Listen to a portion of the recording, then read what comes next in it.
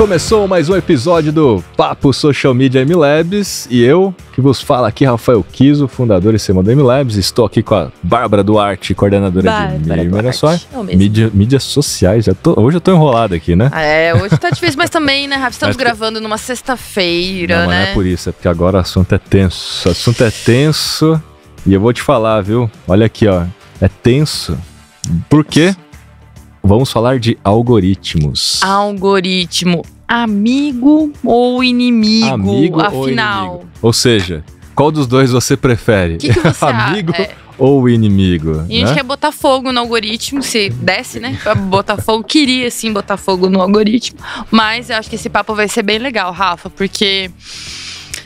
Será que não cabe um espacinho aí pra gente abrir uma amizade com o algoritmo? Olha, a gente tem que odiar mesmo? Eu já falo por mim aqui de cara, já coloco o meu voto como amigo. Eu acho que o algoritmo é mais amigo do que inimigo. As pessoas colocam o algoritmo como vilão, né, como se ele fosse o problema das suas vidas. A grande verdade é que ele é a solução, mas vamos descobrir isso daqui a pouco, né? Boa, Rafa. Vamos lá, então, pra gente começar aqui o nosso episódio, eu quero já dar um contexto, né? O que são esses algoritmos nas mídias sociais, como que eles funcionam, de uma maneira mais ampla, de uma maneira que sirva para todas as plataformas, e daqui a pouco a gente já vai falar das diferenças, né? Ô, Rafa, só te interromper antes de você começar, que é essa sua primeira frase, os algoritmos. Eu acho que já diz muito pra gente, né? Talvez você fale um pouco sobre isso, que não é só um algoritmo, né? Exatamente. Principalmente no Instagram, né? O Instagram tem 4 algoritmos, mas fica aberto o loop aí, daqui a pouco eu falo. O fato objetivo é, todos eles têm uma única lógica na observação, né? Que é a lógica de reter audiência para entregar anúncios. Então eles precisam ter audiência, obviamente o número de seguidores, e precisam reter essa audiência para poder entregar anúncios. Se a gente fosse colocar em análise aqui, por exemplo, um canal de televisão, né, e as próprias mídias sociais. Um canal de televisão tem a sua grade de programação, de manhã, tarde e noite, e ao longo dessa grade de programação eles têm intervalos comerciais, onde eles vão inserir ali os comerciais, os anunciantes. Então, o canal de televisão, em tese, ele te entrega conteúdo gratuitamente, ninguém paga por aquilo, no canal aberto, né? E em troca quem paga a conta são os anunciantes. É a mesma lógica aqui. Só que lá na televisão tem uma grade única, linear. Não cabem tantos anunciantes assim e por isso que aquele espaço é tão caro, porque são muitos potenciais anunciantes para pouco espaço, há uma competição ali, aumenta o preço, lei da oferta e demanda. Já aqui nas mídias sociais a gente tem mais espaços. Mas, fazendo essa analogia, qual é a grade de programação? Quem são os programas das mídias sociais? São os perfis que criam conteúdo. Quem cria conteúdo. E aí que tá. Se você tá criando propaganda e deveria estar pagando para fazer propaganda para eles, né? Não faz parte desse... Porque esse é o ponto. É inimigo. Por que é inimigo? Porque a galera acha que tem almoço grátis. A galera acha que dá para fazer propaganda sem precisar pagar nada. Agora, quem é que faz a programação? Na maioria das vezes são os creators, são os influenciadores, é quem consegue ajudar a reter essa audiência ao longo do dia. Eles são os programas de televisão. Então eu, Rafael Kiso, estou criando conteúdo que ajuda a reter as pessoas dentro dessa programação para que eles possam inserir mais anunciantes, outros creators, outros influenciadores. E por isso que os perfis de creators têm um certo privilégio dentro da entrega de conteúdo, porque eles ajudam a criar. Por isso que tem fundos de monetização para creators, por isso que tem marketplace de creators, por isso que tem os creators ganhando dinheiro com visualizações, porque eles querem fazer com que esses programas continuem lá. Por isso que tem, inclusive, contratos. Tem a ver com o modelo de negócio. Com modelo de negócio. Por isso que tem gente que, por exemplo, o YouTube tem certos creators que só estão no YouTube. E é contrato. Você está aqui comigo, você não pode estar em outro lugar. Tem creator que só está no Spotify, tem creator que só está no TikTok, né? Tem essas disputas também. Mas o fato objetivo é, os creators são os programas de televisão.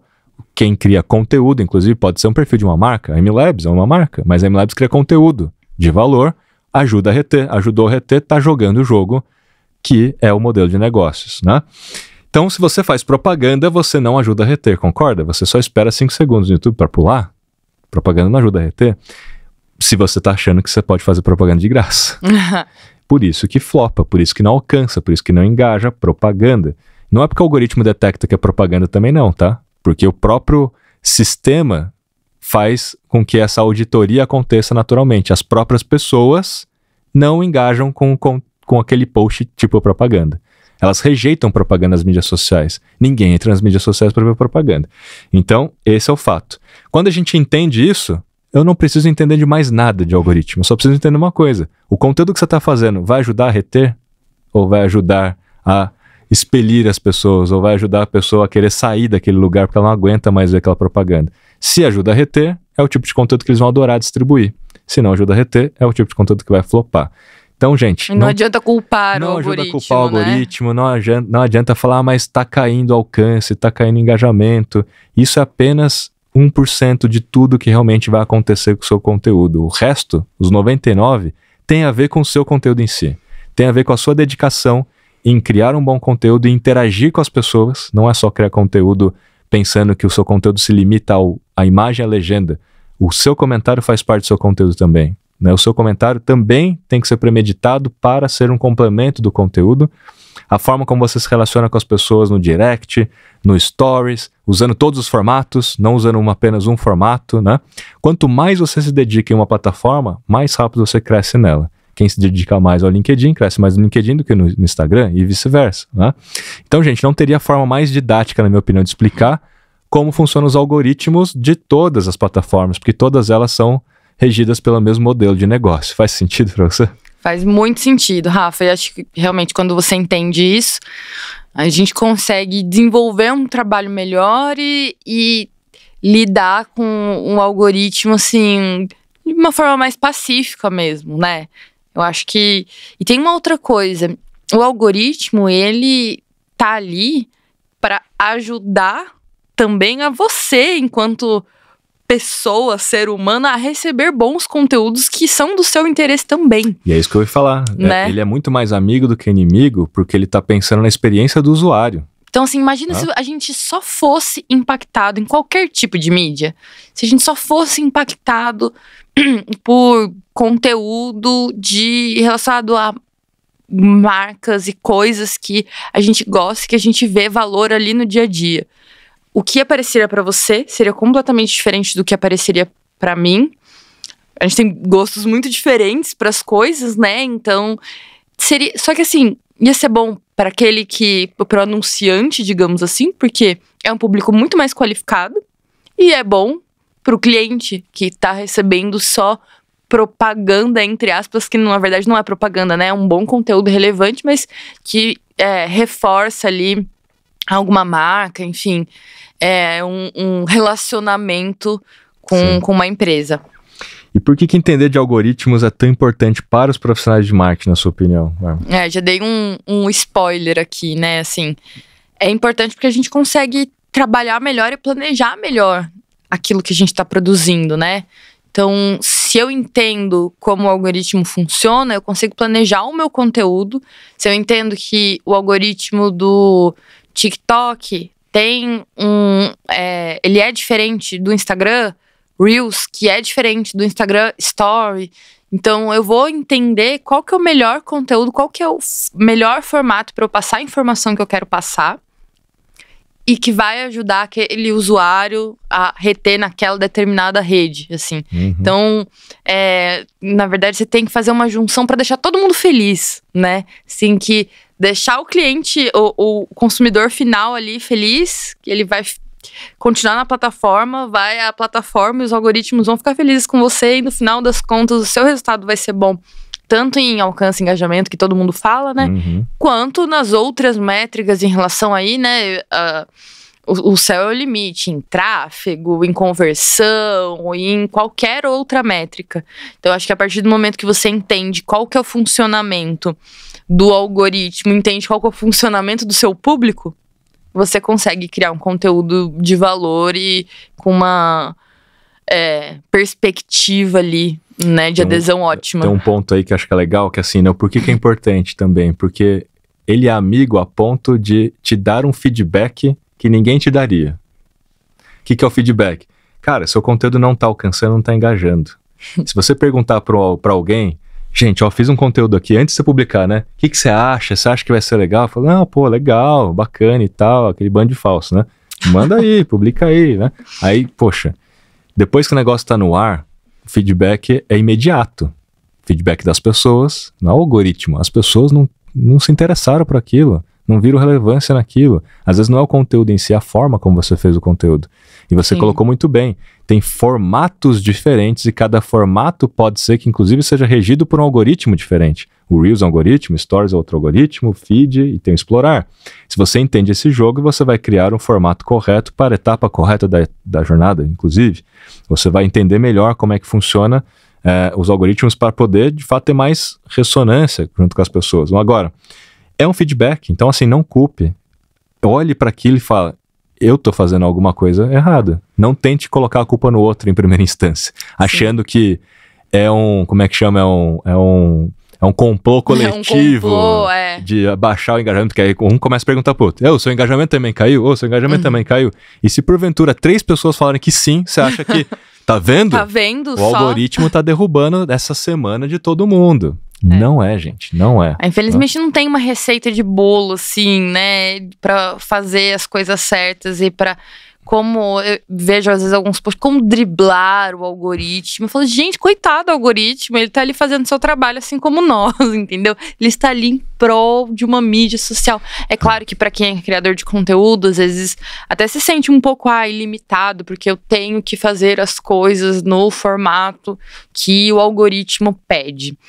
Mas eu acho que isso aí já é uma variação e uma tendência e uma evolução da profissão que, cara, é independente de algoritmo, são as plataformas e até mesmo o algoritmo, ele é com base no comportamento das pessoas. Então, talvez não seja o algoritmo, mas ser o público que tenha mudado. Sim, também. E acima de tudo, antes de tentar entender o algoritmo das plataformas, você precisa entender o algoritmo humano. Né? O algoritmo do comportamento humano. Quando a gente entende o comportamento humano, como as pessoas decidem alguma coisa, como é que elas percebem alguma coisa, em relação a branding, tomada de decisão e tal, facilita muito você criar um conteúdo que tenha mais potencial de alcance, de engajamento, né? Agora, deixa eu aproveitar para explicar um pouco as diferenças entre os algoritmos das plataformas. Então, a gente tem o TikTok, cujo algoritmo do TikTok foi muito baseado em recomendação. Então, o TikTok, inclusive, eles nem se consideram uma plataforma de rede social, porque, de fato, ele não foi criado sob a prerrogativa do grafo social, que é a teoria das redes sociais. Então, pouco importa quem é o autor e as conexões desse autor, quantos seguidores esse autor tem e quem ele segue, etc. E o que mais importa é o próprio conteúdo. E, por isso, eles se consideram como uma plataforma de vídeo, baseada em entretenimento, e que, por sua vez, são criados pelas pessoas, portanto, mídias sociais. Então, é uma plataforma de mídias sociais. E por isso que o algoritmo dele é tão diferente do algoritmo, por exemplo, do Instagram. O Instagram tem 4 algoritmos: Reels, Shorts, Explorar e o Feed. O Reels foi concebido para ser um análogo ao TikTok, para furar um pouco o grafo social, para colocar o seu conteúdo diante de pessoas novas, para ser recomendado para não seguidores. Tanto que até 2022... O Reels nasceu em meados ali de 2021 e até final de 2022 ele foi muito privilegiado nas recomendações do Instagram, porque o Instagram queria mesmo aumentar a retenção de usuários dentro do Instagram para não perder para o TikTok. Pesaram a mão nisso e até o ponto que o Adam Mosseri, que é o head do Instagram, veio a público falar que realmente eles pesaram a mão e eles recalibraram o algoritmo de recomendação do feed para entregar tanto Reels, quanto também voltar a entregar fotos e carrossel e etc. Por isso que o alcance de não seguidores do Reel caiu, depois de novembro de 2022, e o alcance dos feeds subiram para não seguidores. Tanto que hoje eu tenho muitos alcances de não seguidores com carrossel, com feed estático, por causa disso. Ponto 1. Ponto 2, feed é um algoritmo que foi pensado para entregar seu conteúdo para quem te segue. O Stories é um algoritmo pensado para entregar seu conteúdo para quem te segue e é mais engajado no seu perfil, é mais próximo, tem maior envolvimento, principalmente nos últimos 7 dias, porque esses sinais vão variando, né? As pessoas vão perdendo afinidade ou vão aumentando a afinidade. E por isso, quando você ganha um pico de seguidores, esse seguidor imediatamente vai ver seu Stories no dia seguinte, porque isso é um sinal social muito positivo de afinidade. Se você segue uma pessoa de volta, você tem mais afinidade com essa pessoa, também aparece mais em ambos os casos Stories, né? Até na listinha de quem viu seus stories, quem aparece primeiro na listinha é geralmente quem tem maior proximidade com você e vice-versa. Fica a dica aí, hein? Se o crush tá aparecendo ali, talvez ele esteja vendo sempre seus stories. E quem tá em último é o inverso verdadeiro também. Com quem tem menos proximidade, apesar de ser mais próximo, mas dentro da proximidade é quem tem menos proximidade. Mas são pessoas mais quentes, então. Daria para você entender que são leads mais quentes ou pessoas mais qualificadas a comprar ou mais propensas ou com maior intenção de compra. Então, o Stories é muito bom para venda por causa disso. Muita gente tem mais sucesso em vender por Stories. Não porque ele é efêmero, não porque dá para fazer um pitch de vendas e não ficar lá no meu feed, mas também porque tem pessoas mais quentes. Você pode colocar um link externo e etc e tal, né? E tem o Explorar, cujo algoritmo foi pensado para, inclusive, detectar conteúdos que você não segue, de pessoas que você não segue, mas que você se interessa também. É quase que a ideia da recomendação voltada para o Explorar. Só que o Explorar você está navegando, né? Então aparece às vezes coisas de quem você segue, coisas às vezes de quem não você segue, de forma misturada. Então é uma forma também de colocar diante de mais pessoas. A gente tem o YouTube, que a lógica do YouTube, do algoritmo, é muita lógica de buscador. Então ele veio do Google e portanto ele é o segundo maior buscador. Então tem muito a ver com a indexação do título, das tags, das hashtags, da descrição. Então tem que ter relevância em função das buscas que as pessoas fazem. Já o LinkedIn é um algoritmo mais baseado em grafo social, muito parecido com o Facebook, muito parecido com o Instagram no seu início, antes do advento do Reels. O caso do LinkedIn, ele deixa muito claro que as relações que você tem em primeiro e segundo nível são importantes. Então, se você aceita pessoas de outras áreas, é ruim para o seu próprio sistema de distribuição. Se eu aceito apenas pessoas de marketing como conexões, quando eu faço um conteúdo sobre marketing, ele vai entregar, obviamente, para pessoas que se interessam mais por marketing, porque tem a ver com quem eu aceitei, inclusive. Tem maior probabilidade de alcance e engajamento. Se eu aceito pessoas de várias áreas e eu falo de marketing, não vai ter identificação com muitas pessoas, então vai ter um menor alcance, menor engajamento. Os grupos que eu faço parte também impactam. As hashtags que eu sigo também determinam para quem eu vou distribuir o meu conteúdo. E ele sempre é regido por duas camadas. Uma primeira entrega estatística, que faz um teste se aquele conteúdo tem relevância ou não, se ele também não é alguma coisa esquisita. Passou, ele passa a entregar mais. As pessoas que interagiram, que são suas conexões de primeiro grau, interagiram e de fato se tornaram ali mais próximas do seu perfil, eventualmente ele vai entregar para as conexões dessa pessoa que comentou o seu post, que também tem a ver e se interessam por marketing, nesse exemplo que eu estou dando, tá? Então pode chegar a estender para o segundo nível que nem te segue, né? Que é esse nível de extensão. Então, veja, dei aqui exemplos de algumas, não vou falar de todas, vou falar só dessas principais aqui, porque o nosso tempo é curto, mas dá para entender. Basicamente uma aula já. Mas dá para entender, por isso que a Bárbara comentou, que você consegue se planejar melhor, você consegue pensar melhor nos conteúdos, pensando como que cada coisa funciona, né? Até para pensar melhor nas etapas da jornada. E aí já é o gancho para nossa próxima pergunta, né, Rafa? Que é como a gente pode adaptar o nosso conteúdo a favor ali, pensando e tendo consciência disso tudo que você falou sobre os algoritmos. Eu acho que ouvir esse podcast é a primeira coisa, porque isso aí. Né, tem essas informações que você acabou de dar pra gente. A partir do momento que você tem essa consciência, é muito mais fácil você desdobrar suas ideias com base no que você sabe que a gente fala muito, o social media precisa testar. Se existe algum algoritmo que é feito para sugerir aquele tipo de conteúdo, você só precisa testar, assim, o que você vai falar. Agora, o formato é aquele ali. Então, assim, já te ajuda, na verdade, em resolver parte do mistério de trabalhar com mídias sociais. Então, é claro que, como que eu vou usar o mesmo conteúdo em diversas redes sociais que são algoritmos diferentes, por exemplo? Cada rede social vai ter um comportamento para aquele conteúdo. Então, eu posso publicar o mesmo post no Facebook, no Instagram, no LinkedIn. Cada lugar vai ter um tipo de ressonância, até porque a maioria das redes sociais a gente não tem sobreposição de públicos, né? Cada vez mais, cada mídia social tá ali focada em uma comunidade, né? Então, cara, no TikTok, você vê a galera que usa TikTok, assim, os TikTokers mesmo, né? Tem amantes eternos do Instagram. E, gente, a galera do Twitter é um universo à parte. Então, por isso que muitas vezes não funciona da mesma forma. Você viralizou no TikTok, pegou o mesmo post e colocou no Reels, e às vezes não vai da mesma forma. exatamente. Ou você pega um post que funcionou no Instagram, no Facebook, não dá nada. Ou no LinkedIn não dá nada. Às vezes você pega um post que funciona lá e pode funcionar também em outro. Mas assim, a grande maioria das vezes não é o mesmo resultado, né? Sim. Então assim, como é que a gente adapta? Você entendendo que determinados algoritmos foram pensados para entregar seu conteúdo para quem não te segue, coloca isso no começo da jornada do cliente. São conteúdos para descoberta. Tem que ser simples, rápido e curto, porque ninguém vai gastar tempo e energia com quem não conhece, né? Então coloca isso para descoberta. Trabalha a favor do algoritmo. Cria conteúdo de valor prático, útil, que pegue pessoa que não te conhece, não importa que ela não te conheça, porque você está entregando um valor tão útil que não importa quem é a marca, né? Uhum. Você está resolvendo uma dor, você está respondendo a uma necessidade, um desejo. Depois você pega feed e stories, é para quem já te segue, para quem já conhece a sua marca.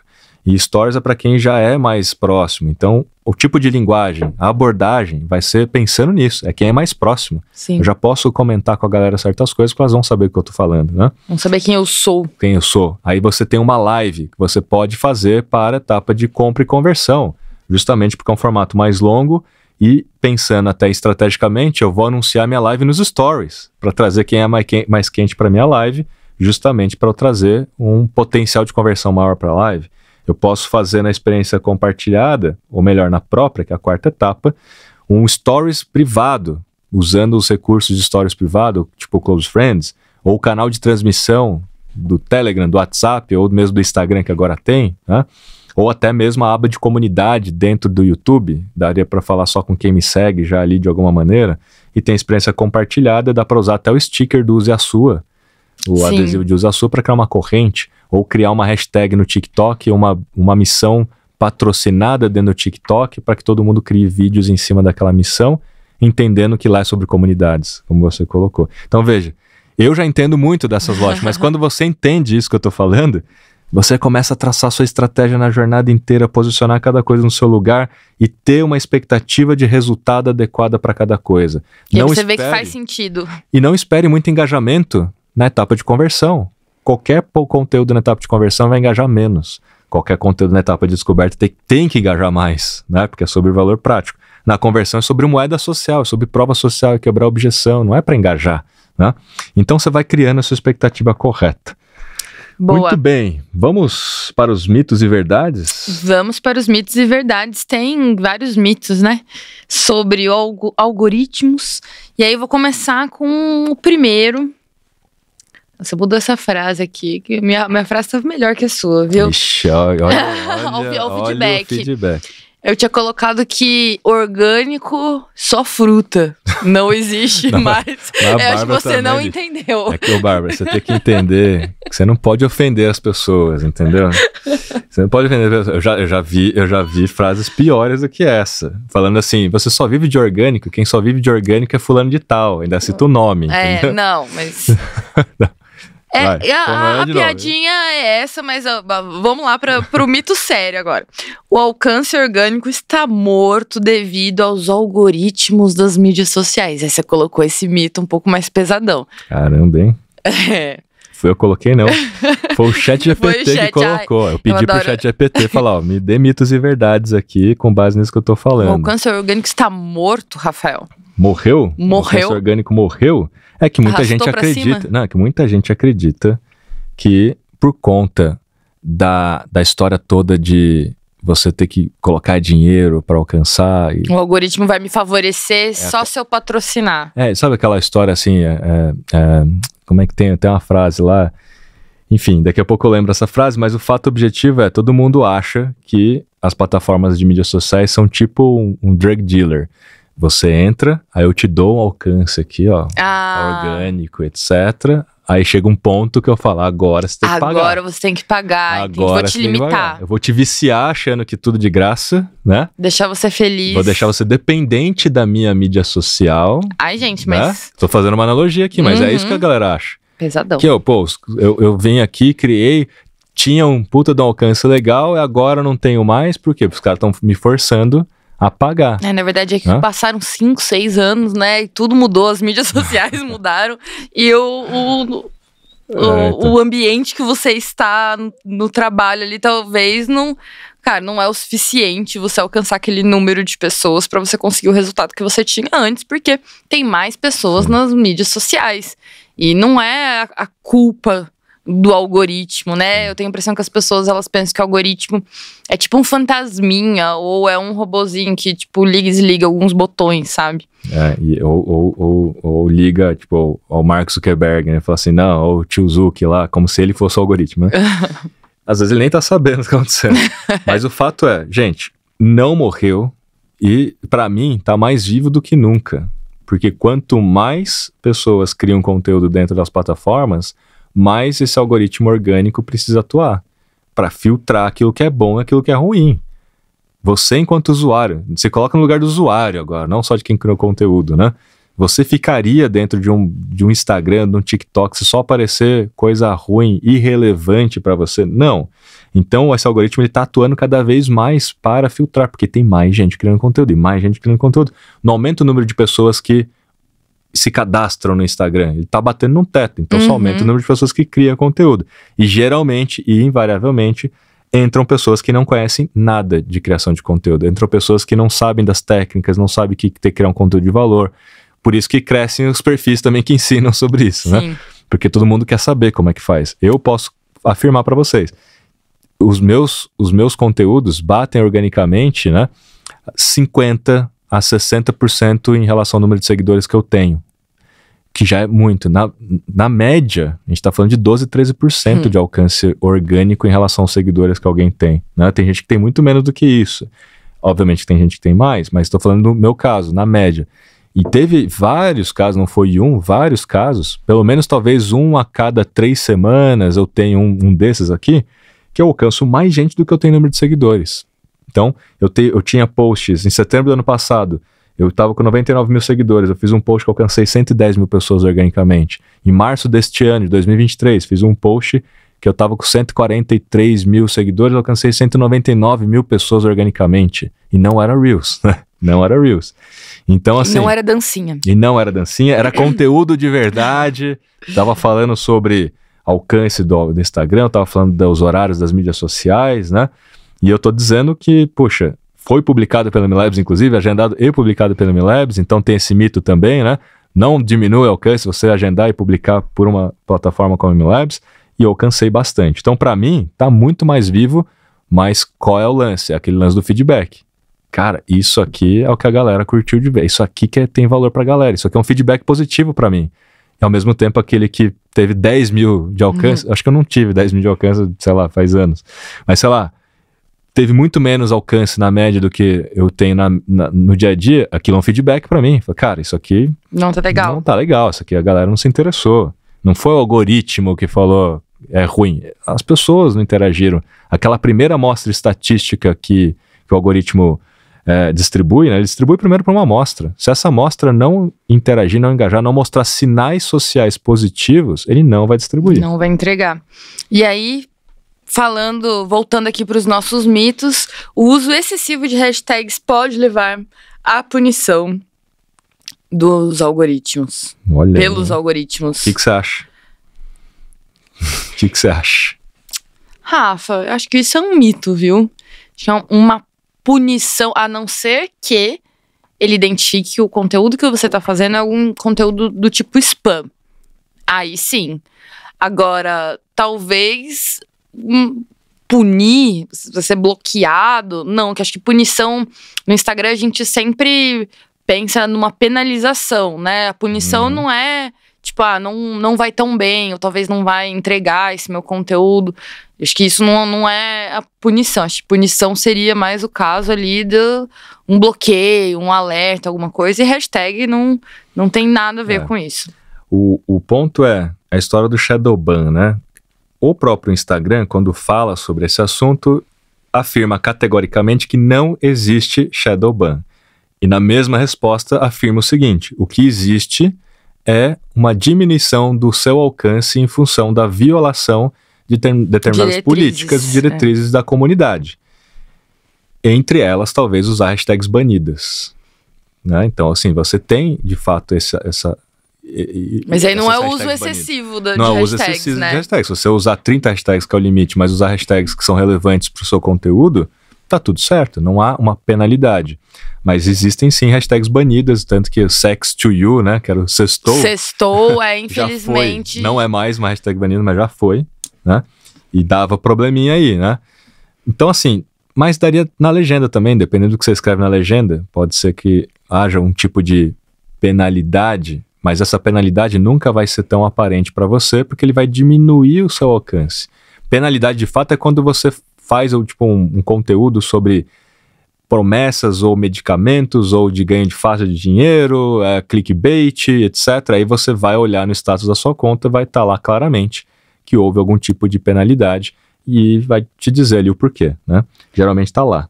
Até porque isso foi uma das questões de transparência do Instagram, então eles criaram esse status da conta. Para quem não sabe, então existe isso tem que falar só de Instagram, né? Porque às vezes a gente fala genericamente aqui de hashtag, mas só de Instagram. Então no Instagram existe uma área onde você vai olhar o status da conta para ver se tem alguma penalidade. Boa, Rafa, e aí pra gente encerrar, vou fazer a última, que é uma bem difícil de responder, mas acho que essa você vai conseguir responder com excelência. O algoritmo tem um tipo de perfil queridinho? Ele favorece os creators e acaba... Bom, a gente já viu que ele não tá acabando com a gente, né? Ele pode ser mais nosso amigo do que nosso inimigo. Mas agora, pensando nos tipos de perfil, principalmente dentro do Instagram, né? Tem perfil de creator, perfil de negócio, mas a gente tem outras redes sociais, como o TikTok, o próprio Twitter, que tinha, né, o falecido verificado ali, mas agora mudou um pouco a dinâmica. Mas você tem alguma informação, algum dado sobre isso? A gente tá falando especificamente dos perfis tipo creator versus perfis profissionais, né? Basicamente isso. Tem, o próprio Adam Mosseri já falou sobre isso, e sim, ficou muito evidente que, para recomendação, eles vão recomendar aqueles conteúdos que ajudam a reter usuários, que são mais interessantes para os usuários. Invariavelmente, marca não faz conteúdo, faz propaganda, não faz algo que ajuda a reter. Agora, eu, Rafael Kiso, o meu perfil não é tipo creator, meu perfil é tipo profissional. E eu tenho alcances bons. Mas você se posiciona como um... o posicionamento não pro algoritmo, né? O algoritmo, ele vai ler lá o que é o meu perfil, vai ler que o perfil é tipo business, tipo profissional. Só que eu crio conteúdo que ajuda a reter. E por isso que eu sou um cara que tem um alcance grande, por isso que eu tenho um alcance orgânico bom. Então, não é só um olhar, assim, do tipo do perfil. É creator, vai. Categoria, se não fica. Não, ele de fato olha o conteúdo. Então, ele não simplesmente faz uma decisão binária, né? Ele vai olhar, cara, é uma marca, é um perfil de profissional, mas tá fazendo um conteúdo, na amostra estatística. Vamos fazer esse teste com o seu perfil, Rafa. Vamos mudar o seu rótulo para creator e ver as mudanças. Não, o que pode acontecer pode melhorar talvez ainda mais, talvez, né? Mas o caso do TikTok também tá muito declarado isso, o próprio LinkedIn é declarado isso, no caso até tem uma pesquisa que sai anualmente da Justin Consulting, eles fazem um algorithm research do LinkedIn todos os anos, e eles fizeram esse teste. Perfis tipo creator têm em média 5% a mais de alcance do que perfis páginas dentro do LinkedIn. Então o LinkedIn tem agora o tipo creator, né? Não tô falando agora de top voice, nem nada disso, nem quem é creator é escolhido pelo LinkedIn. Não, você foi lá e mudou o seu perfil para creator. Você, ao mudar o seu perfil para creator no LinkedIn, você pode escolher até 3 hashtags que tem a ver com seus tópicos que você mais fala. E naqueles 3 tópicos você vai ter mais alcance e, invariavelmente, você tem mais alcance, 5% na média. Então, já foi testado isso. Então, funciona realmente. Agora, isso significa que você tem que mudar seu perfil para creator? Não. Porque você pode estar cometendo um erro, inclusive, até de direitos autorais, porque você muda para creator no Instagram para ter acesso à música, aí você usa de forma indevida a música, né? Vai dar problema. Ou você muda tipo creator no LinkedIn, só que você perde acesso a várias funcionalidades de mídia. Vai resolver esse problema? Também não. Não é o alcance em si que vai resolver seus problemas, né? É você fazer conteúdo de verdade. Muito bem. E com essa encerramos, se até é fazer um conteúdo de verdade. Muito bem. Olha lá, encerramos. É isso aqui, gente, é conversação antes da conversão. Ao entender isso aqui, você começa a fazer conteúdo. Boa. Muito bem, senhoras e senhores, este foi o episódio sobre o algoritmo. É amigo ou inimigo? Coloca aí nos comentários. Valeu e até a próxima.